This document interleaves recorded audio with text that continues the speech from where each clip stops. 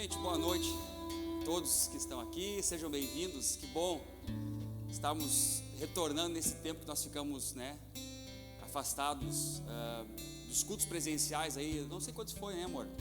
Foi acho que uns 2 meses aí, depois que deu novamente esse crescente aí no número de casos e essas variantes que teve. Nós resolvemos com responsabilidade fazermos nossa parte. Eu falo aqui, quero afirmar assim, como pastor e responsável por essa instituição, quem sabe, que eu sou, que a gente não fez os cultos presenciais com o intuito de nos responsabilizarmos para que a gente seja um testemunho, para que quando houve grande número assim de contaminados e os hospitais ficaram cheios, e nós aqui temos pessoas que trabalham diretamente com isso, e nós víamos através da fala dessas pessoas, quanto estava sendo o sofrimento e o desafio de, vamos dizer assim, de lidar com isso tudo. Ainda está sendo. Só que quando nós pensamos assim, qual a nossa responsabilidade, o que nós podemos fazer para ajudar? Então nós decidimos, nós não podemos de alguma forma ajudar lá dentro, nós vamos ajudar aqui fora. E a liderança, os pastores, toda a liderança, tal, a gente, então vamos arcar com esse ônus de não nos encontrarmos aqui.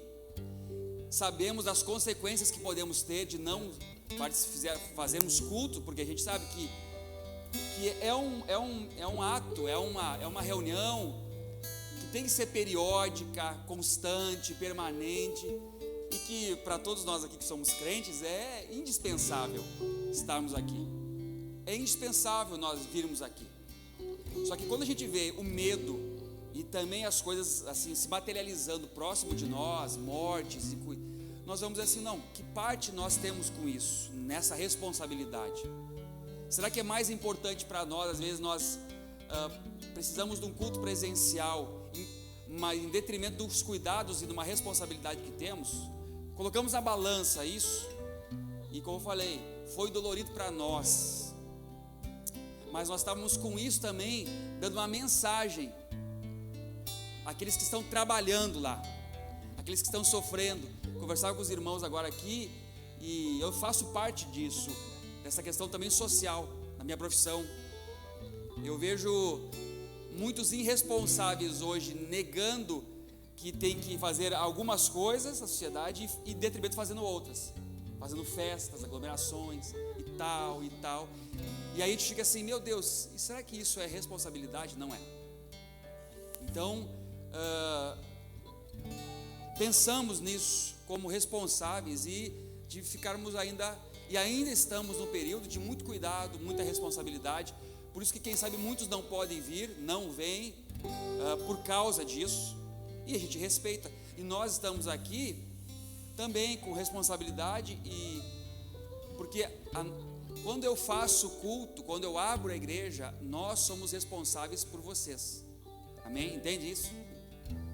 Nós somos responsáveis por vocês, e a gente não quer assim ser negligente no cuidado espiritual, emocional e físico com cada um de vocês. É claro que é muito bom ter comunhão, é muito bom nós estarmos aqui, realmente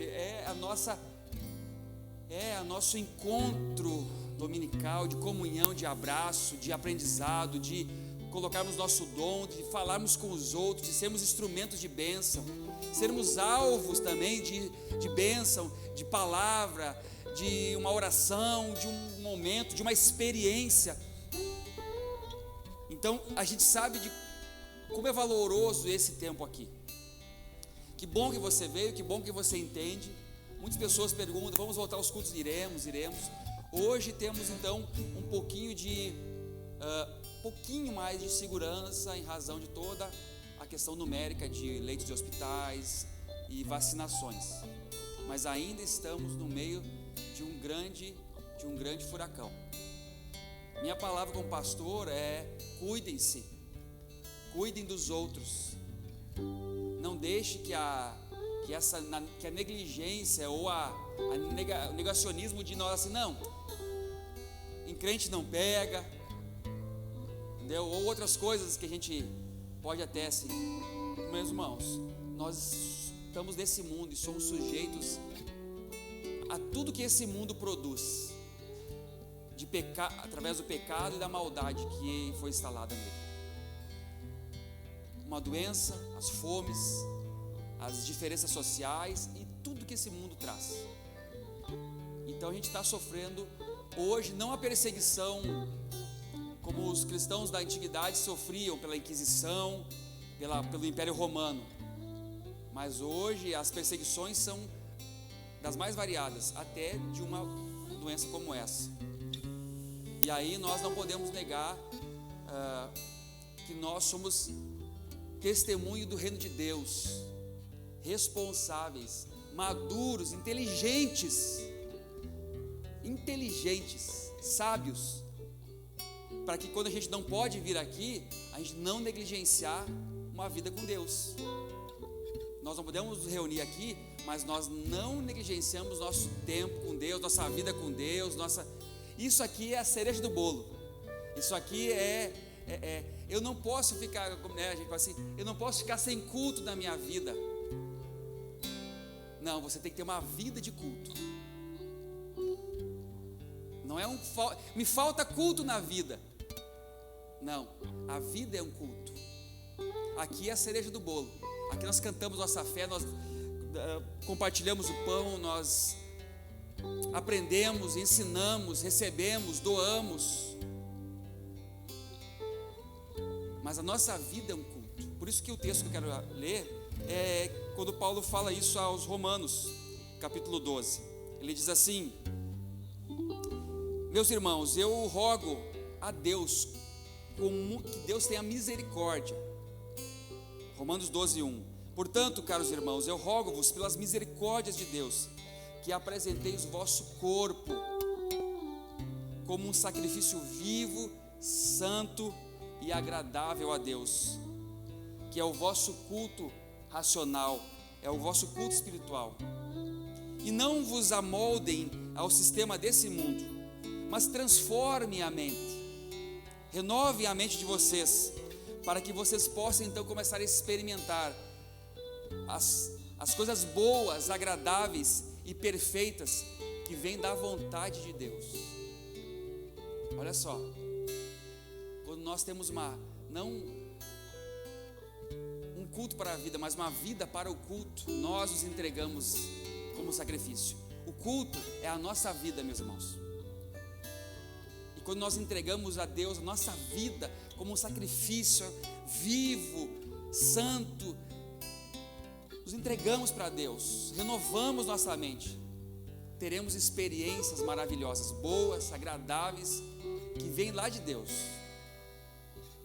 E é isso que nós queremos aqui nessa noite, cada vez mais, e cada encontro aqui, ensinar, discipular as nossas mentes, que a vida com Deus não é aqui dentro, não é nesse prédio, não é as músicas que nós cantamos, não é apenas as orações que fizemos nesse local, não é apenas as coisas que nós ouvimos uma vez por semana de um pregador.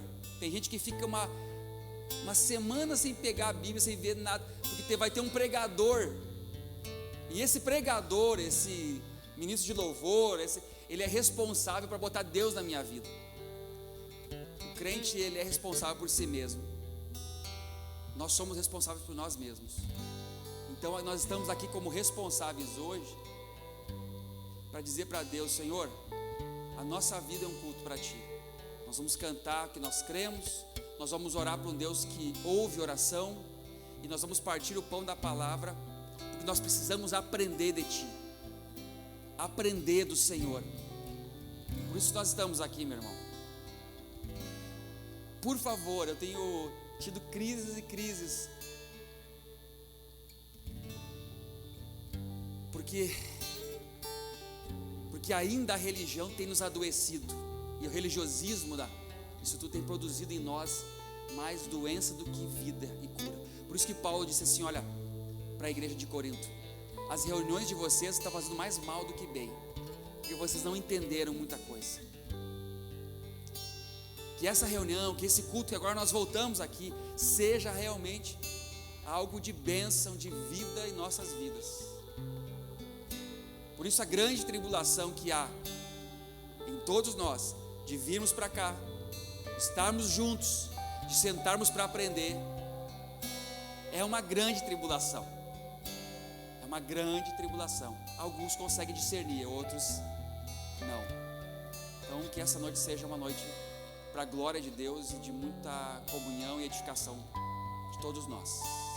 Eu posso ouvir um amém? Fiz uma volta grande. Não desperdice esse tempo, irmão. Só quando a gente perde coisas que a gente dá valor, né? Aquele velho ditado. E se fechasse de vez? Os caras estão meio loucos por isso, né? O Supremo vai fechar, e se fecha? Se fecha. Se fecha, gente. E aí, como é que a gente vai ficar? Vamos brigar, não sei o quê? Vamos fazer, nossa vida espiritual vai morrer? Não. Ela vai continuar. Porque Deus está onde? Num coração contrito e quebrantado. Salmo diz assim que Ele habita nos céus da glória. E também habito num coração contrito e quebrantado. Eu habito no céu e habito em vossos corações contritos, quebrantados. Ou seja, Deus não habita em templos feitos por mãos de homens. Ele habita no nosso coração, dentro de nós. O Espírito Santo está dentro de nós. Aqui a gente só vai extravasar. Aqui a gente só vai aleluia. Mas aquilo que está dentro, foi gerado dentro do nosso espírito. Amém? Convido a você a orar. Vamos fazer os exercícios agora. Vamos ficar de pé, vamos fazer uma oração, por favor. E a gente vai cantar umas músicas. E eu quero que você não cante músicas, quero que você adore a Deus através das músicas. Consegue fazer isso? Faça isso. Todo coração e mente. Dedique agora essas músicas ao Senhor. E quando você cantar as músicas, nós vamos cantar aqui, reflita sobre o que você está cantando. Reflita o que você está cantando. Seja uma oração com música. Vamos orar. Senhor, nós dedicamos esse tempo ao Senhor. Nos reunimos aqui para juntos exaltarmos o Teu nome. Exaltarmos, Deus, aquele que era e há de ser sempre, por toda a eternidade, o Senhor da glória. É o Deus que nós conhecemos em Jesus. É o Deus revelado em Cristo Jesus. E nós, como Teus filhos, Senhor, estamos juntos hoje, celebrando, adorando e dizendo ao Senhor como é bom estarmos juntos como irmãos aqui. Que tempo valioso. Como é bom podermos estar aqui com saúde, com vitalidade. Somos privilegiados, mas não por nossos méritos, mas pela Tua graça, bondade, misericórdia de estarmos aqui com vida, alimentados, com saúde. Podemos trazer nossos filhos, nossa família. Que privilégio, Deus, que privilégio, Senhor. Não estamos nessa hora perdidos nesse mundo ou num leito de enfermidade, mas somos privilegiados não porque somos os melhores ou porque merecemos, mas por Tua graça, bondade. E não queremos desperdiçar essas oportunidades da vida e da Tua bondade nesse tempo tão difícil. Que privilégio, Deus, que privilégio, Senhor. Muito obrigado. Receba tudo que for feito aqui nessa noite para a Tua glória, Senhor. Amém.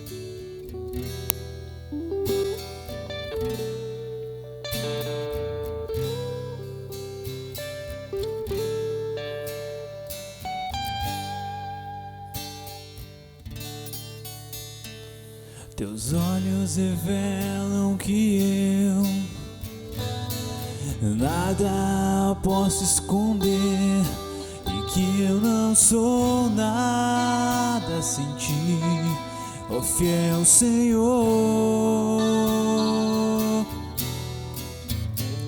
Tudo sabes de mim quando olhas o meu coração, e tudo tu podes ver dentro de mim.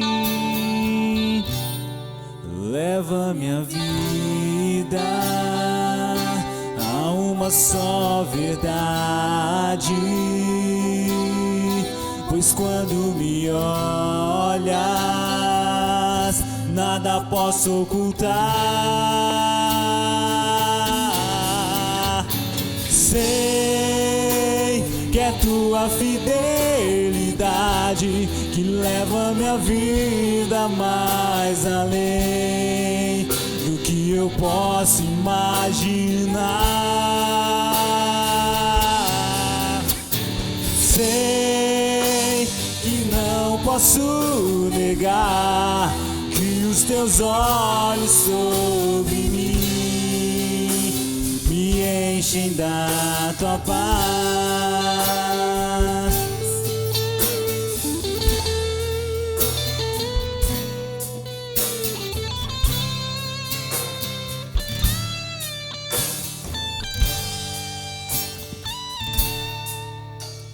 Teus olhos revelam que eu nada posso esconder, que eu não sou nada sem ti, ó fiel Senhor.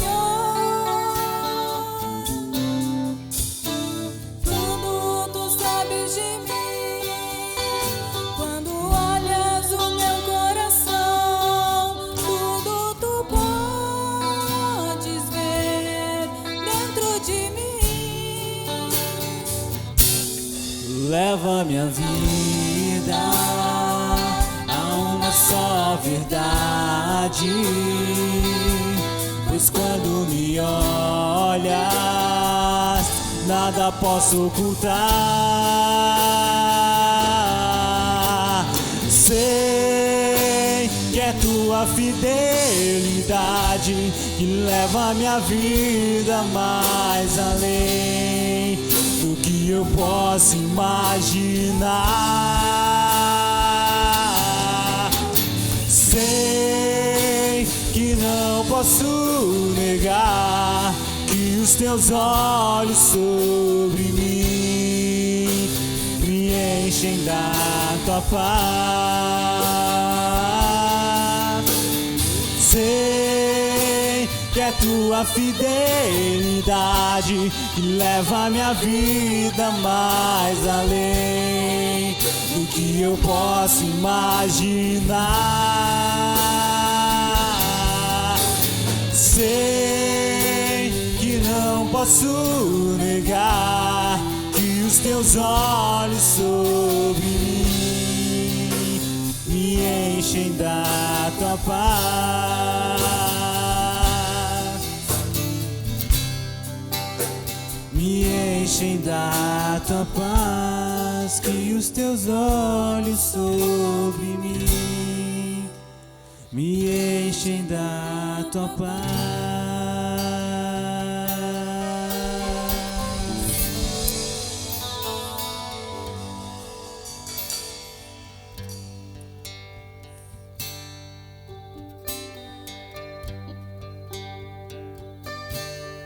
O Pai reconhece a voz do Filho em meio à multidão. O Pai conhece o choro do Filho, mesmo em meio à tempestade. O Pai reconhece a voz do Filho em meio à multidão. O Pai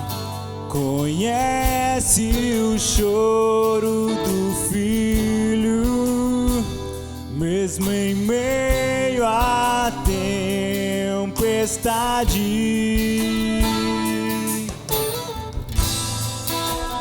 Dobro os joelhos, levanto as minhas mãos.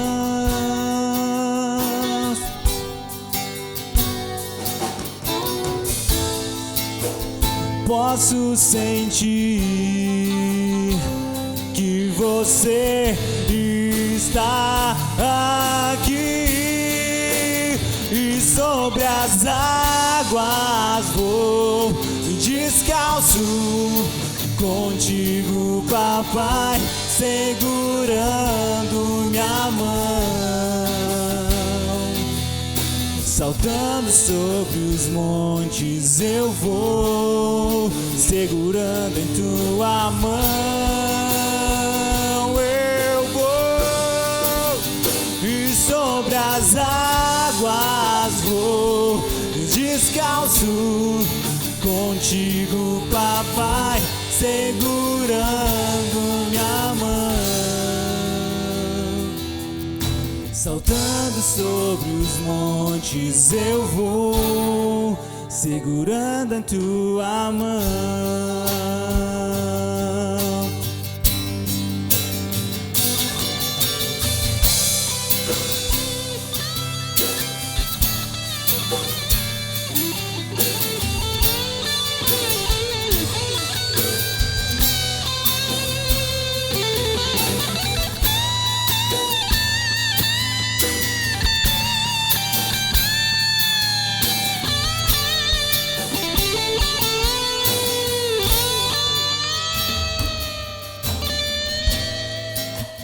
Dobro os joelhos, levanto as minhas mãos.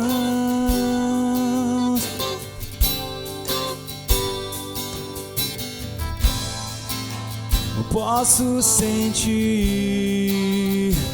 que você está aqui,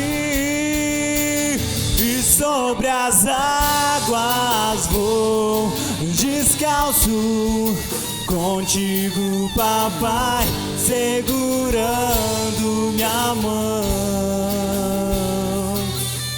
Saltando sobre os montes eu vou, segurando em tua mão.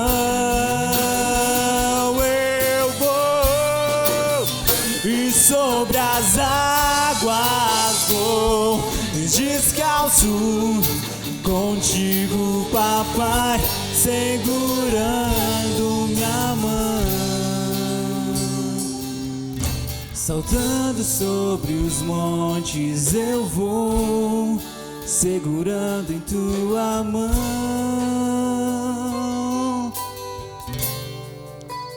E sobre as águas vou descalço, contigo, papai, segurando a minha mão. Saltando sobre os montes eu vou, segurando em tua mão.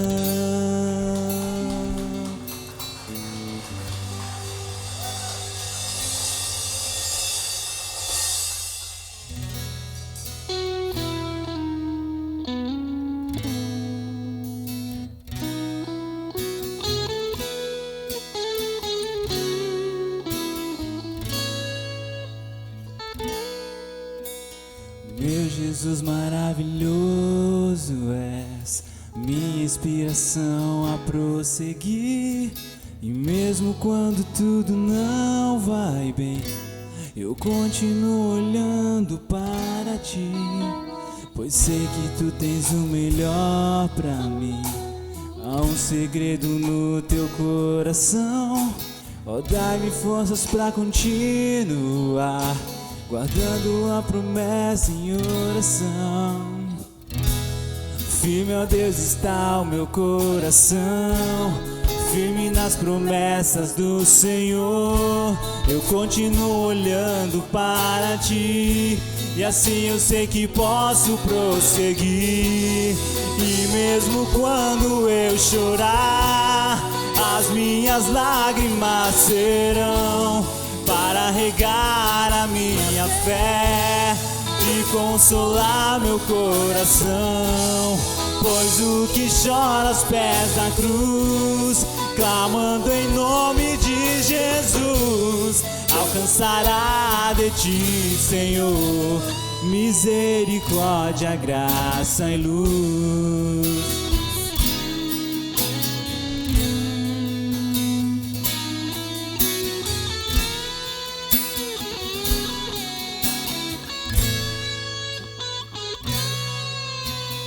Grande amor não cessa, eterno não tem fim.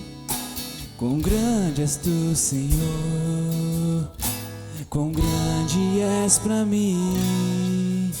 Tua graça é o meu refúgio, descanso no teu poder. Maravilhoso és, maravilhoso és pra mim. Firme, ó Deus, está o meu coração, firme nas promessas do Senhor.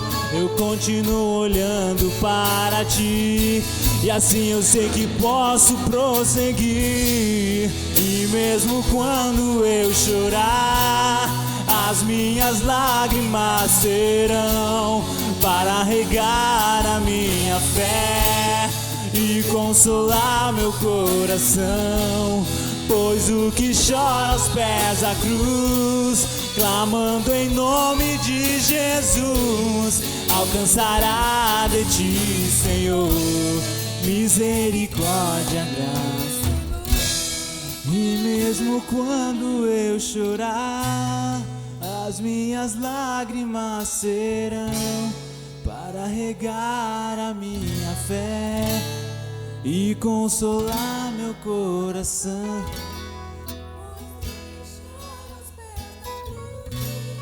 Clamando em nome de Jesus, alcançará de ti, Senhor, misericórdia, graça e luz.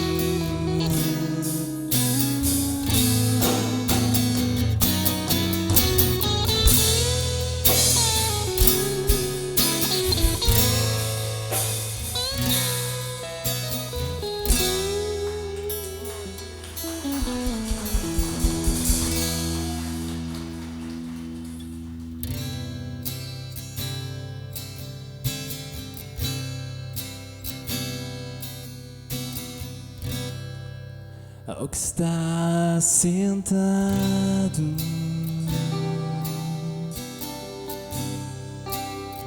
no trono,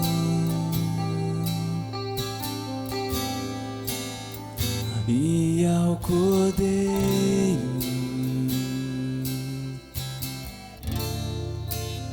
seja o louvor.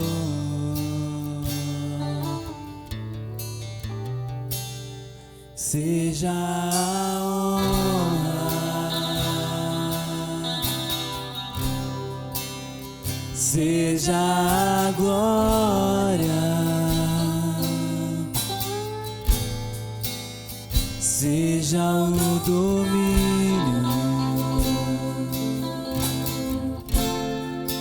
pelos séculos dos séculos. Seja a honra, seja a glória, seja o domínio pelos séculos dos séculos. Poderoso Deus,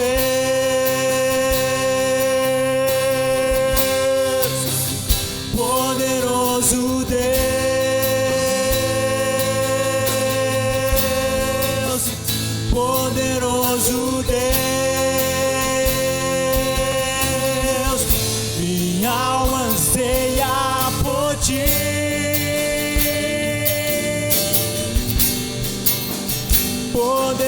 poderoso Deus,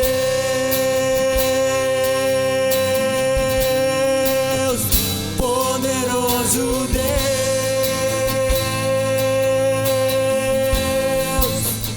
poderoso Deus,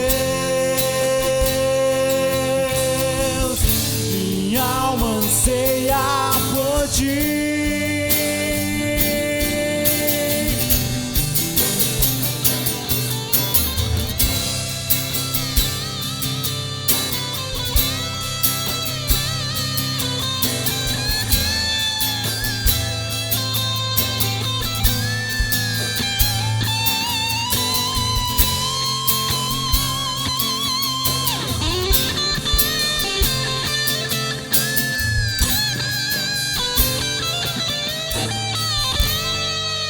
Ao que está sentado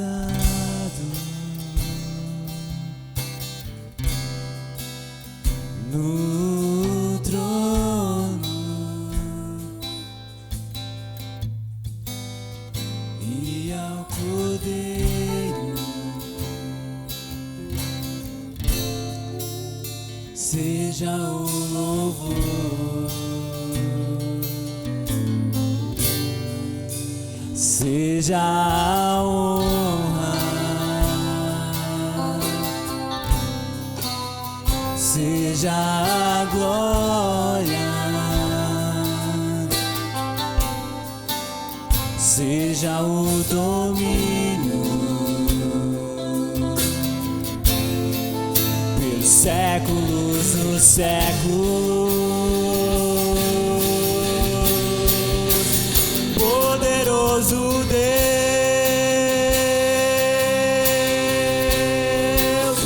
poderoso Deus,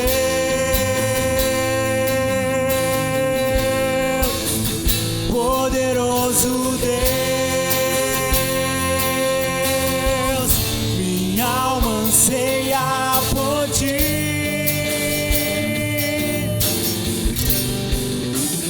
Poderoso Deus,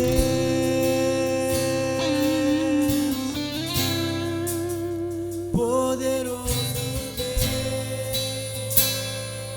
Diga esta noite. poderoso Deus, minha alma anseia por ti.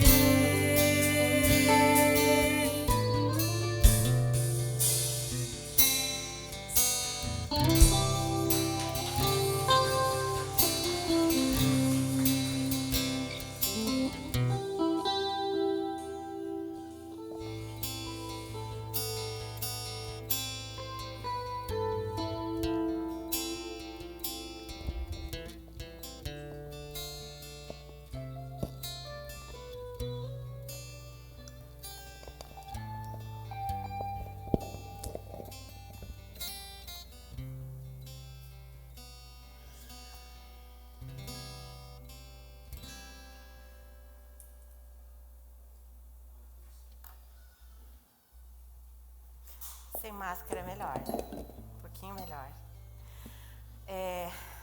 Boa noite a todos e a todas. Há um tempo já sem vir até aqui e hoje atendendo então o convite do pastor Jonatas para trazer então uma porção da palavra para a gente compartilhar, né? Quero convidar os irmãos então a se sentarem e parece até que eu e o Jonatas combinamos algumas palavras com que ele fez a abertura aqui dessa celebração, mas eu acho que todos nós estamos mais ou menos alinhados, né? Em tempos tão difíceis que estamos vivendo. Então, antes da gente começar, eu gostaria de convidar vocês a que a gente orasse, né? Para que o Senhor revelasse, né? O que Ele quer revelar para nós, não aquilo que a gente quer ouvir, né? A gente vem para cá, às vezes a gente ouve o que a gente quer e às vezes a gente ouve o que a gente não queria ouvir. Então, que nessa noite nós possamos pedir para o Senhor para que Ele revele a nós a vontade dEle. Pai, nós nos colocamos diante de Ti, Senhor, com muita humildade, Pai, com muito temor no coração,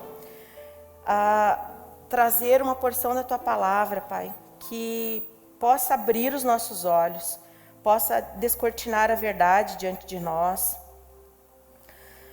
endireitar os nossos caminhos. Pai, nós queremos ouvir a Tua voz. Nós não queremos apenas que o Senhor nos ouça, nós queremos ouvi-lo. Nós queremos ouvi-lo para poder prosseguir com certeza, firmeza e segurança. E nessa noite, Pai, nós queremos pedir que o Senhor esteja aqui, todo momento, Senhor, direcionando e trazendo luz para essa palavra, que é o que nos importa. Todo culto, toda a nossa honra, gratidão e louvor são dados a Ti nessa noite, nesse local. E em nome de Jesus, nós Te agradecemos, Pai. Amém. Muito bem. Então, várias vezes eu já fui convidada para trazer a palavra, mas poucas vezes eu senti tanto temor como eu senti agora. Talvez porque eu acho que a gente já esteja um pouco cansado de escutar que os tempos são difíceis, né? E aí venho eu aqui falar sobre a fé em tempos difíceis. Então, novamente, né? Será que a gente nunca vai parar de ouvir que as coisas não estão fáceis? Que não é fácil, né? Mas por que é tão difícil? Eu acho que, pelo menos na minha vida, eu tenho 47 anos, eu nunca presenciei coisas tão terríveis que eu tenho presenciado no mundo, né, gente? Não vamos pensar só que o mundo termina ali na Boa Vista, né? Vamos pensar no mundo. Eu nunca presenciei na minha vida adulta uma sucessão de fatos e situações e crises tão agudas como a gente está vendo agora, né? E aí, se a gente for pensar na situação específica da pandemia, a pandemia é uma doença que se alastrou, se tornou uma pandemia porque foi um vírus que se alastrou muito rapidamente e que, através dele, obviamente, muito sofrimento, muitas tragédias, mortes, né? Mas revela muitas mazelas da nossa sociedade. Muitas outras coisas ruins se revelam no momento de crise. E isso é muito triste. Por isso que eu acho que são tempos difíceis, sabe? Porque talvez, na minha percepção, nós não estamos sabendo lidar com isso. Cada vez mais, né?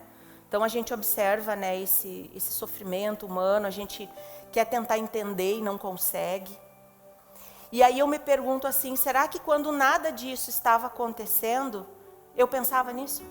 Eu pensava no sofrimento humano? Ah, mas ali fora tem uns mendigos ali que estão passando fome, tá, mas isso não é problema meu, isso é problema da assistência social, isso é problema da prefeitura. Eu estou falando assim, a real mesmo. Estou falando por mim. Quantas vezes eu pensei nas tragédias humanas, quando nós não estávamos nesse contexto da tragédia, da tristeza, da morte, que é iminente, né? Cada dia, cada semana a gente ouve falar de alguém que morreu, que era nosso conhecido, né? Até o ano passado as pessoas morriam, já é lá não sei aonde, né? Agora não, agora é um conhecido, é o irmão de um amigo, é o pai de uma amiga. Então essas coisas vão tirando a gente de uma zona de conforto.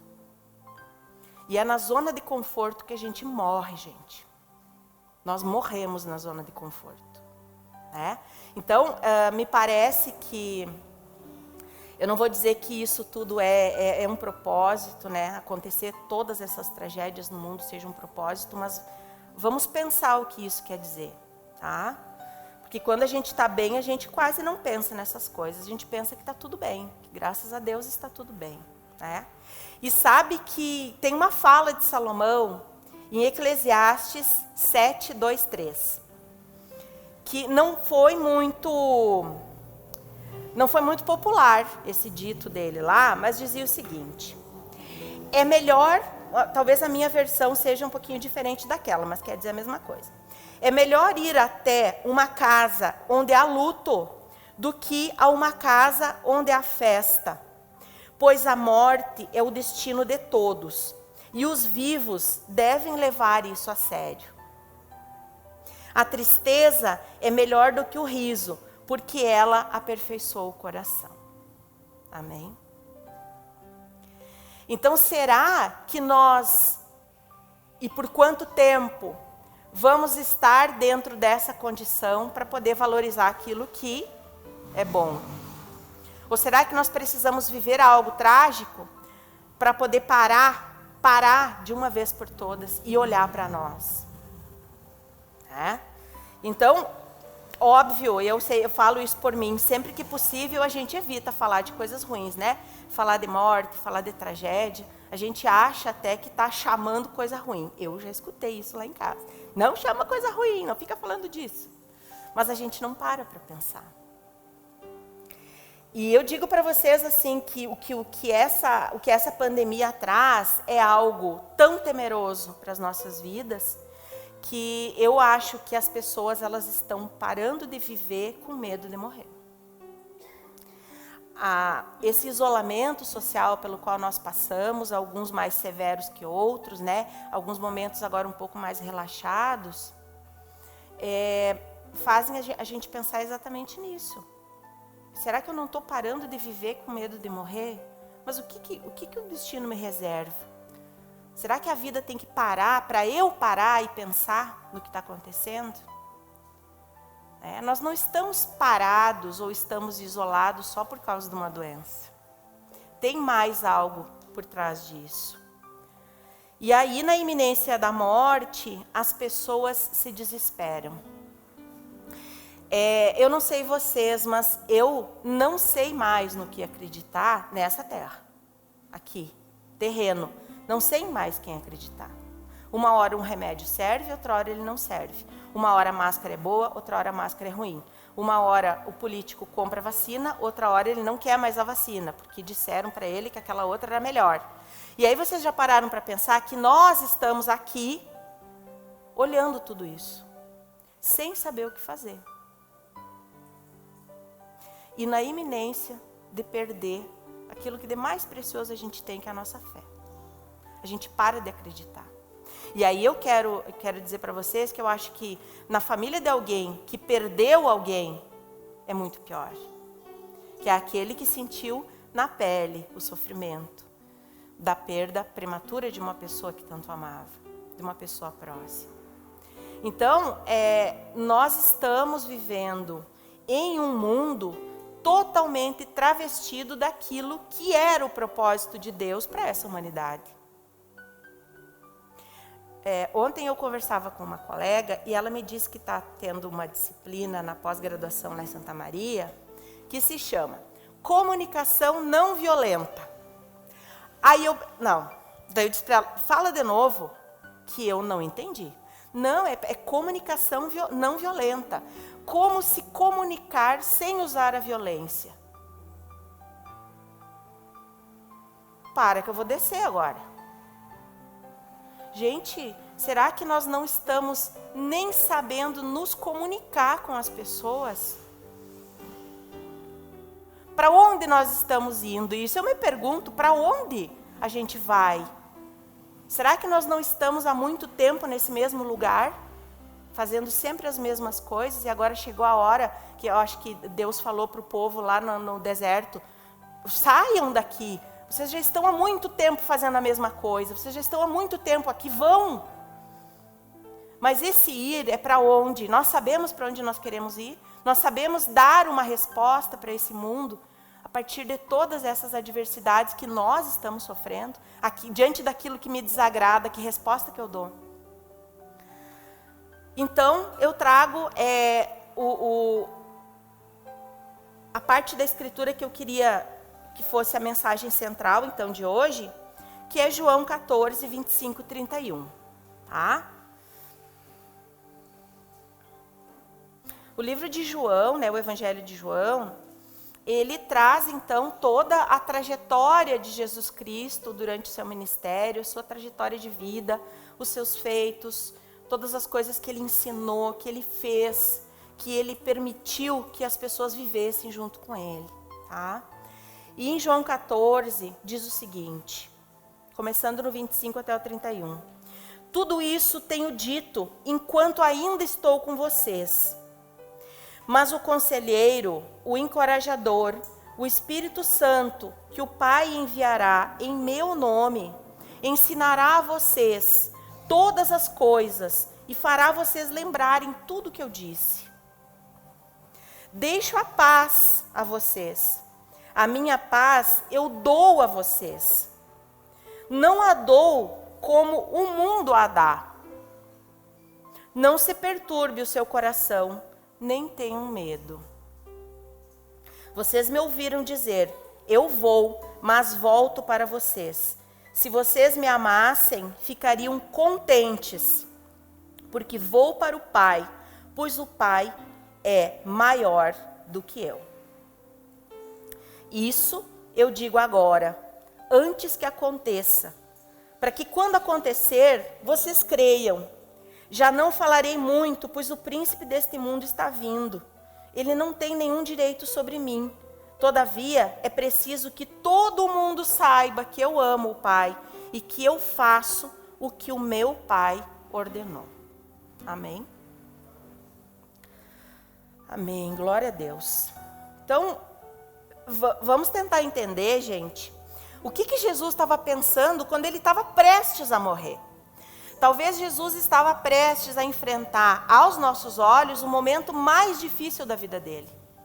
Para nós era o momento mais difícil, né? Porque para ele aquilo já era algo certo. No que ele estava pensando? Então eu me coloco no lugar dele e penso assim, se eu estivesse prestes a morrer, o que eu ia fazer? Eu ia espernear, eu ia procurar o pastor, eu ia ligar para o Papa, para não deixar eu morrer. Nós íamos pensar em nós. E o que Jesus fez, gente? Ele não estava pensando nele. Jesus pensava, e naquele momento, nesse recorte da história, né, ele pensava em como ficariam os discípulos sem ele, porque os discípulos estavam aflitos. O mestre vai, e agora? Como a gente fica sem ele? Como que a gente fica se não tem culto, pastor? Meu Deus, e agora eu não vou ouvir a palavra, eu vou me desviar? Eu não tenho igreja para ir, a igreja está fechada, e agora? Então, Jesus sabia que era necessário preparar os discípulos para que eles pudessem seguir em frente. E aí, talvez, essa mensagem, né, esses versos que a gente leu agora, tragam um pouco dessa vontade de Deus sobre a vida dos homens, né? E se a gente for dar uma olhadinha no capítulo 13 de João, lá Jesus lavou os pés dos discípulos, né, se humilhou, fez uma demonstração de humildade diante daqueles discípulos. E lá ele disse, eu vou dar para vocês o último mandamento, talvez o mais importante de todos. Amai-vos uns aos outros, como eu vos amei. Então, esse era, naquele momento, o maior desejo do coração de Jesus, que as pessoas se amassem. E eu digo para vocês, assim, com muita dor no coração, que não é isso que a gente está vendo há muito tempo.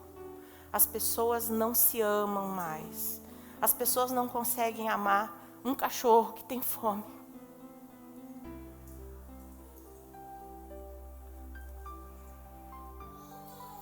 Então, naquele momento, Jesus estava desprovido de qualquer preocupação com ele, porque ele sabia para onde ele ia. E aqueles que estavam ali estavam aflitos, e visivelmente aflitos. Jesus estava muito preocupado. E eu digo para vocês que o Evangelho de João, tratando então sobre toda a trajetória de Jesus Cristo, ele se resume a algumas palavras muito importantes. O amor, a humildade, a fé e a permanência em Cristo. Porque as Escrituras, gente, elas não são um livro de história. As Escrituras são algo muito além disso, tá? E nesse trecho de João 14, são 3 palavras de destaque que eu trago aqui: a paz, a alegria e a fé. Essa era a grande preocupação de Jesus Cristo nos seus últimos momentos, tá? Deixo a vocês a minha paz, não a paz do mundo. O mundo não pode dar paz para vocês. Quem dá a paz para vocês sou eu. Se vocês me amassem, ficariam felizes porque eu vou ao Pai. Ficariam contentes porque eu vou para o Pai. E ele diz isso naquele momento, antes que tudo aconteça. Para que quando acontecer, vocês creiam, vocês tenham fé. Jesus diz para nós, tenham fé. Creiam, se alegrem e tenham paz. Mas a paz que Ele dá, não a paz que eu tenho quando eu compro uma blusa nova, quando eu tenho um aumento de salário, quando o meu namorado é mais bonito que o da minha colega, quando eu compro uma pulseira nova. Não, não é essa paz, essa alegria. É a paz que Ele dá para nós. E que nos encoraja a sair desse lugar e prosseguir. A sair do lugar onde eu quero as coisas para mim, onde eu reclamo, não tá bom, não gosto, choveu demais, choveu pouco, tá feio, tá bonito, tenho pouco dinheiro, não posso isso, não posso aquilo. Não, essas coisas é o mundo que te dá, não é Jesus Cristo. E Jesus queria então que os apóstolos prosseguissem em paz e felizes. Então, onde está, gente, o verdadeiro evangelho das nossas vidas? Muito do que a gente tem visto, e com todo respeito, né, eu falo isso de outras igrejas, de outros propósitos, né, de pregação que tem por aí, tem muito dessas palavras sendo pregadas aí fora, paz, alegria e fé, sem o evangelho. Pregar palavras bonitas sem o evangelho é estar desconectado do Cristo. Não há evangelho sem cruz, gente. Não há evangelho sem cruz. Não há conquista bonitinha. Há sim um caminho de conquista em cima daquilo que o Pai nos ensina. Então, o próprio meio científico, a gente vê isso na mídia, nas coisas que a gente lê, quem vai para a faculdade, quem estuda, nos meios acadêmicos, o que a gente mais escuta, né? Mas o evangelho é alienante, o evangelho é insuficiente, ele é muito subjetivo, é muito desatualizado. Como eu falei antes, o evangelho, ele é um livro que conta uma história. Conta várias histórias. A Bíblia Sagrada é um conjunto de escrituras que conta várias histórias. São narrativas incríveis. Mas, se nós estivermos desconectados do Pai, nós também vamos achar que Ele é muito subjetivo, que é muito cansativo ler a Bíblia. É esse ressignificar que nós temos que buscar. Nós temos que nos ressignificar em algo. Tá?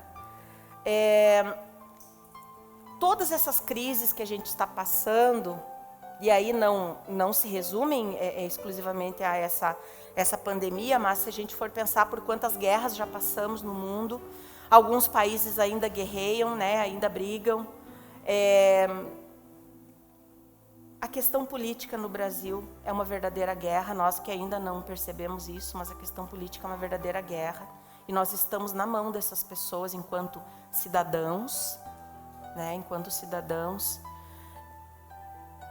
A fome, as injustiças sociais, o preconceito, as mortes, o ódio.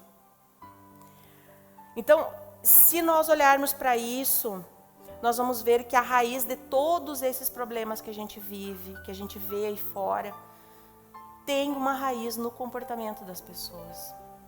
Como é que a gente muda comportamento, gente? Nós mudamos o comportamento das pessoas através da luz do Evangelho. Tá? Então, todas as crises que se estabelecem são originadas das crises que o ser humano tem, ele contra ele. Aí nós vamos lá para os pecados, né? A inveja, a cobiça, a ira. São lutas que se travam primeiramente entre as pessoas, depois entre as nações, entre os países. Mas isso surge aqui dentro. aqui dentro do coração. Tá? E aí, naquele momento, gente, os apóstolos estavam muito preocupados também em como eles fariam para registrar tudo aquilo que eles tinham vivido com Jesus. Bom, não tinha máquina fotográfica, não tinha celular, não tinha gravador. E agora? Nós vivemos tudo isso. Mas como é que nós vamos levar isso adiante? Né? E Jesus Cristo sempre insistia nisso. Vocês vão e levem a palavra. Levem os ensinamentos. Que aquilo não ia parar ali. Então, Jesus responde com um dos versículos que a gente já leu. Tudo isso tenho dito, enquanto ainda estou com vocês. Mas o conselheiro, o encorajador, o Espírito Santo que o Pai enviará em meu nome, ensinará a vocês todas as coisas.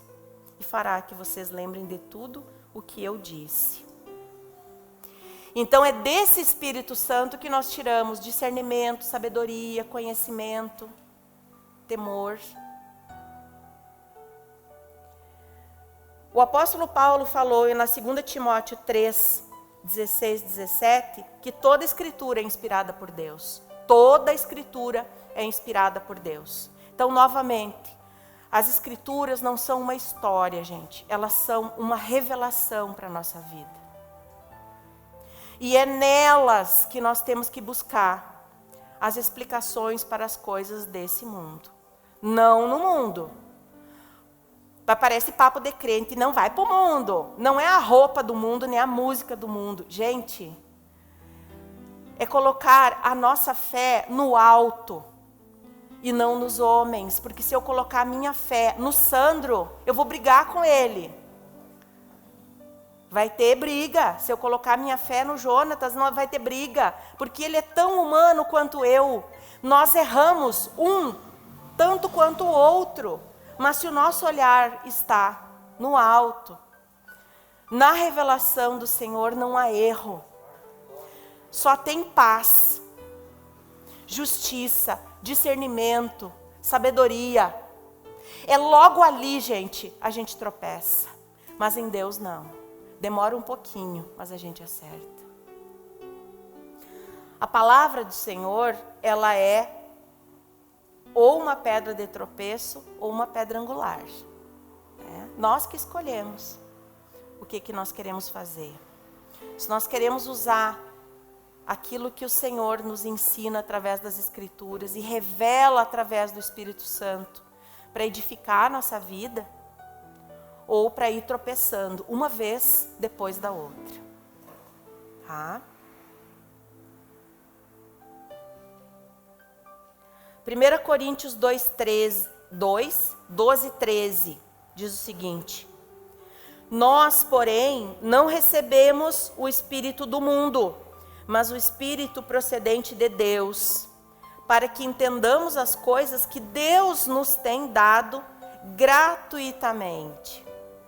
Delas também falamos, não com palavras ensinadas pela sabedoria humana, mas com palavras ensinadas pelo Espírito, interpretando verdades espirituais para os que são espirituais. Então só vai haver vida nas palavras se houver o Espírito Santo. O Espírito Santo de Deus é a ligação nossa com a vontade do Senhor. Quando eu era bem jovenzinha, eu era católica ainda. E eu fiz a crisma. E eu ouvia falar muito no Espírito Santo. Muito. E era uma pessoa, a que dava aula lá, ela era daqueles católicos, como é que é? Carismáticos, exatamente. Eu sentia coisas naquelas aulas que eu nunca havia sentido na minha vida. Mas eu não sabia o que era. Porque por muito tempo, e até por respeito à família, a gente sabe que a gente sabia, né, que tinha que rezar antes de dormir. Ia lá e ia dormir. O nono dava um vinho com açúcar para nós se nós rezasse. Tá, pode ir. Então, entrava aqui e saía aqui. Havia o rito, havia a intenção de dizer, filho, pede que o Espírito Santo te mostre, mas a gente não discernia, porque era muita repetição. Eu até sentia algo diferente, mas não sabia explicar, porque era muito nova, né? Com 18 anos eu ainda não tinha tanta maturidade e não tinha levado tanta paulada da vida. E depois que a gente leva umas pauladas, ou que a gente entende ligeirinho, né? Então, o nosso entendimento sobre as coisas, gente. Como nós vamos usar esse entendimento em favor de um mundo melhor? É isso que eu quero que a gente saia daqui pensando hoje.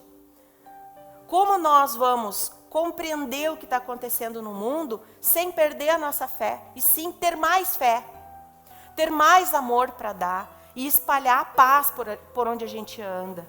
Não a discórdia, a fofoca, a intriga, o descontentamento, o negacionismo. Não, isso não existe. Tira essa máscara, bota para cá, vem aqui. Chega! Vamos guiar o nosso pensamento e orientar o nosso coração com base naquilo que Deus quer dizer para nós. E só vai acontecer isso se eu enxergar esse elo de ligação entre a minha vida, a vontade de Deus e o Espírito Santo, o Consolador, aquele que sabe todas as coisas. É só isso que sobra para nós, gente. É só isso. Eu não tenho autoridade nenhuma aqui para falar de depressão, porque a psicóloga é a nossa pastora. Mas a depressão, gente, tem atingido tantas pessoas nesse mundo que vocês não têm ideia. As pessoas estão se esvaziando e não sabem para onde ir.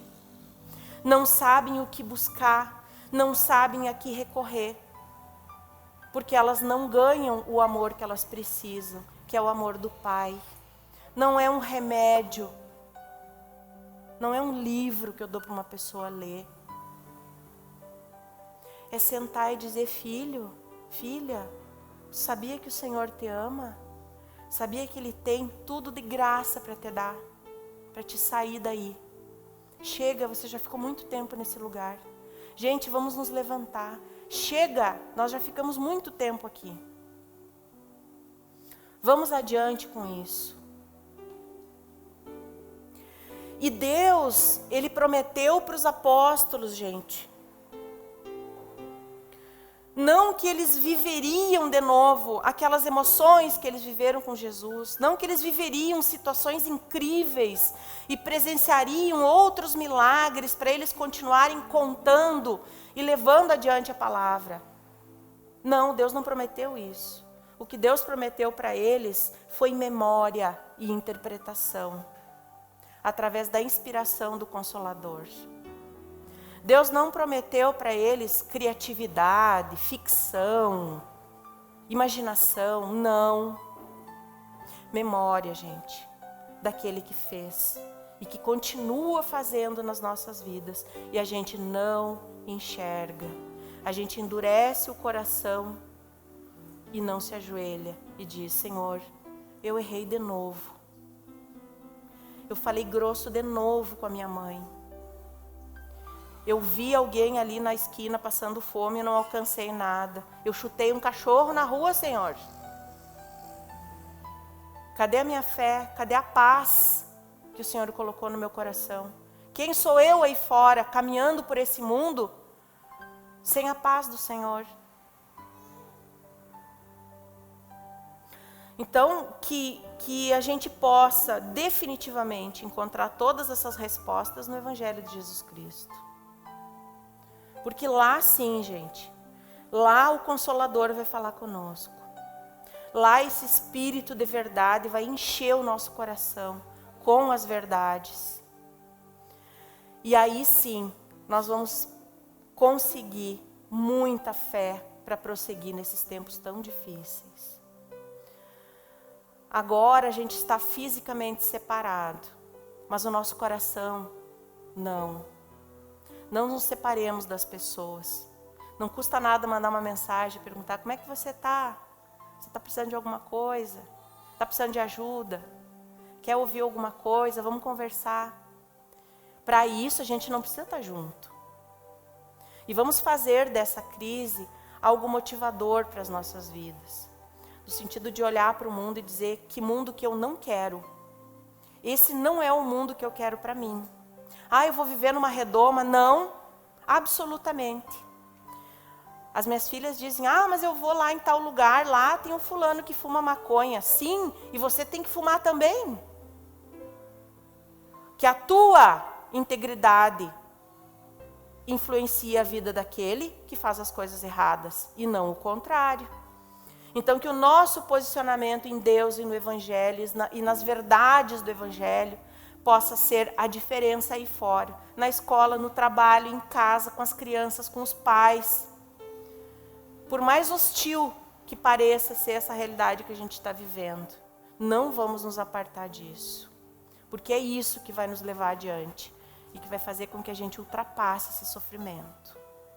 Porque muitas pessoas podem ver isso com uma visão mais reducionista e dizer assim: não, isso aí não é nada. Nós somos fortes. Nós não temos que ter força no braço, gente. Nós temos que ter força aqui. Essa é a força que nos sustenta e ela é de graça. É a graça do Senhor que nos dá força, nos encoraja e nos leva adiante. Se não fosse pela graça do Senhor, muitas pessoas não estariam aqui, nem eu. Então pensem nisso. É possível sim viver um mundo diferente a partir de nós, a partir da nossa percepção e a partir daquilo que a gente acredita, de verdade, com fé. Queria convidar o pastor então para a gente fazer uma oração para finalizar esse